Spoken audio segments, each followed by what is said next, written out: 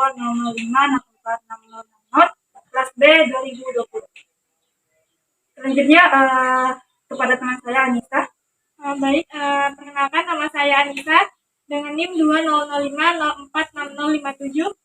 Putri Fatmawati dengan NIM 20050460508. Dengan saya Sutia Devita Ramadan dengan NIM 20050466059. Baik, adapun tujuan pembuatan video kita di sini yaitu untuk mewawancarai salah satu penjual jamu untuk memenuhi tugas program dunia kami. Bu. Waalaikumsalam warahmatullahi wabarakatuh. Baik Bu, jadi di sini kami dari Universitas Mula Warman ingin mewawancarai Ibu terkait penjualan jamu Ibu untuk memenuhi tugas kami. Ada pun beberapa pertanyaan yang akan kami tanyakan nantinya. Yang pertama mungkin Ibu bisa menginformasikan berapa jenis jamu yang Ibu jual dan apa saja variannya. Variannya jamu yang Ibu jual yaitu kunyit asam, kunyit sirih pinang temu, apalagi beras kencur, jahe, gula jahe, dan jamu pahit, terus ada jamu yang serdu. Dan itu macam-macam, ada sehat laki-laki, ada pegelinu, ada untuk perempuan. Perempuan ini macam-macam juga. Ada yang untuk ibu-ibu, untuk anak gadis remaja, untuk anak-anak, anak sehat. Terus apalagi ya? Banyak sih macamnya. Baik, Bu. Untuk bahan tiap jamunya apa saja Bu? Mungkin bisa dijelaskan per jenis jamunya. Mungkin untuk jamu yang kunyit dulu. Kalau kunyit asam, kunyit sama asam itu apa dijelaskan, digiling gitu? Enggak, diinfoin saja Bu bahannya apa bahannya aja. Kunyit sama asam, sama gula merah, gula putih campur gitu. Itu aja ya Bu bahan pokoknya untuk membuatnya. Iya. Kalau untuk yang lainnya Bu? Kalau beras kencur, kencur sama beras itu sama gula merah sama gula putih juga. Terus jahe itu gula merah sama jahe merah. Terus yang kunyit sirih,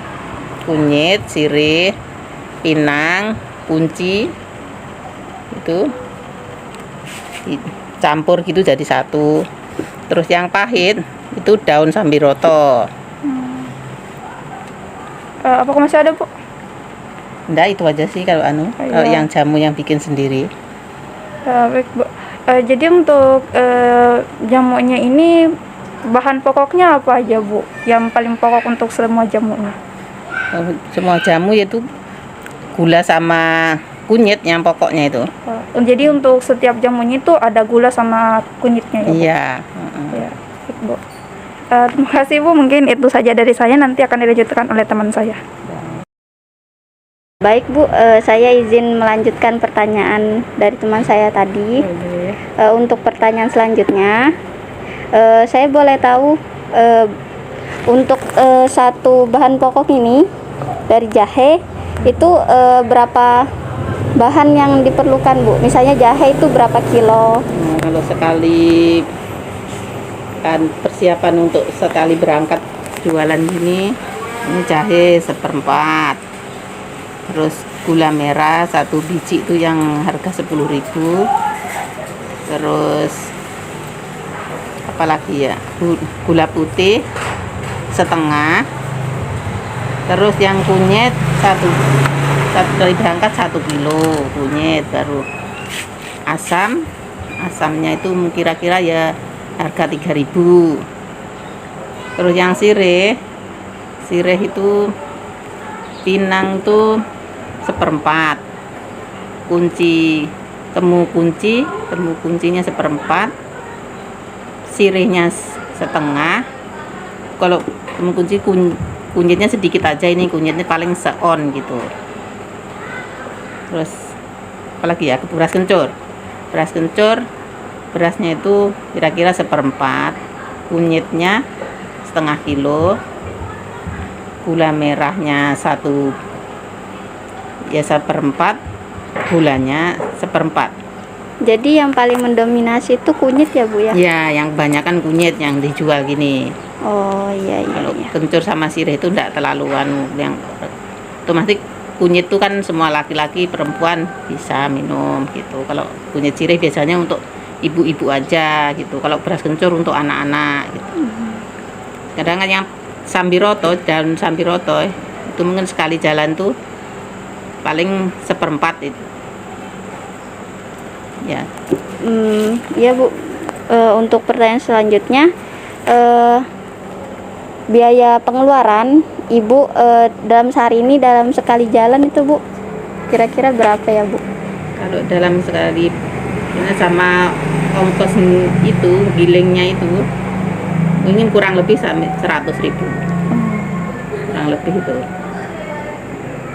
Beli gula, beli macam-macam semuanya itu. Kurang lebih gitu 100.000. Oh ya, baik Bu. Terima kasih ya Bu untuk pertanyaan selanjutnya, mungkin bisa dilanjutkan sama teman saya. Sama-sama. Ya. Baik Bu, di sini saya akan melanjutkan pertanyaan dari teman saya. Kalau boleh tahu Bu, berapa banyak jamu yang Ibu sediakan pada tiap harian jamu yang Ibu jual per harinya? Banyaknya. Iya Bu. Kalau ibu ini jualan sore ini kan waktunya sempit, jadi kalau jualannya itu tidak terlalu banyak. Dominan ibu nih kalau tuh banyak yang jamu yang bungkusan, jadi kalau ya cuma ini. Nanti kadang ada orang yang pesan satu per botolan gitu. Ya. Kalau ini kira-kira berapa liter gini ya? Jahe jahe 2 gula jahe 2 liter. Iya Bu. Terus beras kencur 2 liter. Terus kunyit sirih kira-kira 3 liter. Kalau yang kunyit asam 5 liter. Oh, Terus yang pahit tuh enggak banyak. Yang pahit tuh paling seliter aja itu tuh. oh jadi yang paling banyak itu tadi yang Kunyit asam. kunyit asam ya Bu? Itu Iya, yang iya. paling banyak Ya, yang laris. peminatnya Iya, Bu. ya. Oh, baik. Mungkin untuk pertanyaan selanjutnya, berapa banyak modal yang Ibu keluarkan pada setiap varian jamunya untuk per hari, Bu? Modal per harinya setiap pengeluaran yang per anunya ya. Iya, Bu. Per hariannya. Mana ini yang agak mahal tuh biasanya jahe sama gula jahe. Gula jahe itu paling mahal biasanya gula jahe itu modalnya ini sudah 30.000 ini. Terus yang beras kencur enggak 20.000 modalnya. Kalau yang kunyit sirih 25. Terus yang kunyit asem modalnya sekitar 50. Ya kurang lebih aja gitu ya. Oh, iya. Nah, ya. Makasih ya Bu, sudah memberikan informasinya. Mungkin pertanyaan selanjutnya akan dilanjutkan oleh teman saya. Baik, sama-sama. Baik Bu, saya akan melanjutkan pertanyaan dari teman saya. Selanjutnya pertanyaan dari saya adalah berapa harga jual dari masing-masing jenis jamu Bu? Kalau gula jahe itu per gelas 5.000. Kalau kunyit asem, beras kencur itu rata semua 4.000. Untuk seharinya mungkin ada berapa gelas Bu perkiraan? Kalau per gelas sih berapa ya? Ya perkiraan tuh dapatnya itu kalau diambil rata-rata sih kadang namanya orang jualan kadang kurang lebih ya. Kalau rata-rata 150 dapatnya. Itu dapat berapa gelas itu? Mungkin 10 lebih ada? Lebih kalau 10. Baik Bu. Mungkin selanjutnya pertanyaannya adalah berapa keuntungan yang didapatkan masing-masing jenisnya dalam per hari Bu? Kalau untungnya per hari insya Allah itu dapatnya 50% ya. 50%. Kalau dapatnya itu tinggal dapatnya per harinya berapa namanya orang jualan kadang sepi kadang rame. Itu pokoknya dapatnya itu perkiraan 50%. Baik Bu. Terima kasih Bu atas infonya untuk kami. Sekian, terima kasih ya Bu. Assalamualaikum.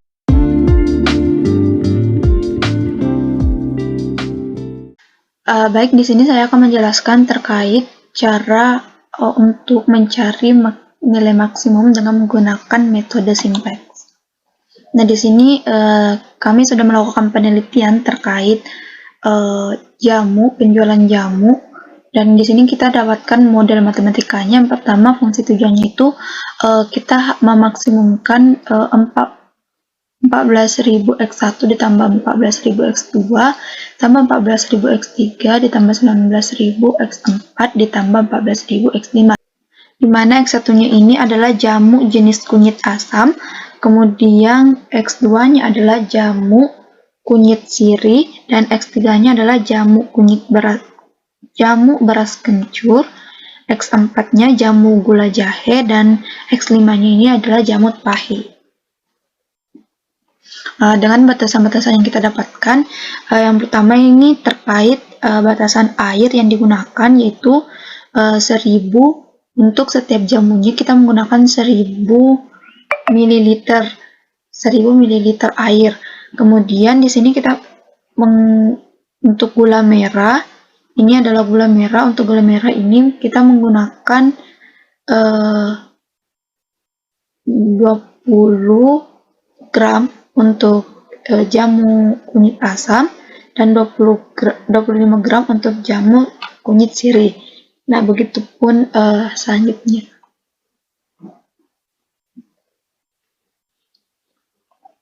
Jadi kita akan mencari cara memaksimumkan fungsi tujuan ini dengan menggunakan metode simplex sesuai dengan batasan-batasan yang telah kita dapatkan ini. Nah, langkah pemecahan metode simplexnya itu pertama, kita formulasi dan standarisasi model program linearnya terlebih dahulu. Nah, kalau untuk memaksimumkan, berarti kita tambahkan dengan S1, setiap batasan-batasan ditambahkan dengan S1, kemudian batasan kedua ditambah dengan S2, ketiga S3, batasan keempat S4, dan seterusnya. Setelah itu, kita menyusun model tersebut ke dalam tabel. Nah, seperti ini model tabelnya, di mana ini FD adalah variabel dasarnya, S1, S2 sampai dengan S12, dan T ini adalah tujuan, di mana CJ ini adalah koefisien dari variabel-variabel fungsi tujuan. Kemudian ini adalah batasan ketersediaan dari setiap batasan-batasan yang diberikan tadi. Kemudian ini juga adalah koefisien dari X1, X2, X3, dan seterusnya. Kemudian kita menentukan kolom kunci. Nah, kolom kunci di sini adalah nilai CJ dikurang ZJ positif terbesar, yaitu X4, karena di sini kita dapatkan 19.000, dia merupakan positif terbesar. Kemudian menentukan baris kuncinya. Nah, baris kunci ini dipilih berdasarkan baris yang rasio kuantitasnya adalah positif terkecil. Nah, di sini kita sudah melakukan perhitungan di mana CJ dari setiap variabel dasar itu kita bagi dengan kolom kunci. Berarti 13.000 bagi 1.000 sama dengan 13, dan seterusnya. Dan didapatkanlah S8 sebagai rasio kuantitas positif paling terkecil di antara yang lainnya. Kemudian selanjutnya kita melakukan perubahan baris kunci dan baris non kunci. Cara melakukan perubahannya ini, kita bagi semua ini yang ada di sini dengan 27, sehingga 150 per 27, 27 bagi 27 1, dan 1 per 27. Nah, didapatkanlah untuk baris kuncinya seperti ini. Sedangkan untuk baris lain, ini baris baru, kita gunakan cara baris kunci lama, baris lama dikurang dengan rasio dikali baris kunci lama. Dan ini adalah hasil transformasi pertama. Karena di sini masih terdapat nilai positif, maka kita perlu melakukan transformasi lagi dengan cara mencari kembali baris kunci, kolom kunci, baris kunci, dan baris barunya. Dan ini merupakan hasil transformasi kedua. di mana di sini kita dapatkan nilai X3 dan X4. Nah, di sini sudah tidak ada lagi positif atau hasilnya adalah 0 dan negatif, maka ini sudah optimum. Maka sudah kita dapat menentukan nilai maksimumnya itu adalah nilai ZJ ini 6.164.000 dibagi 27.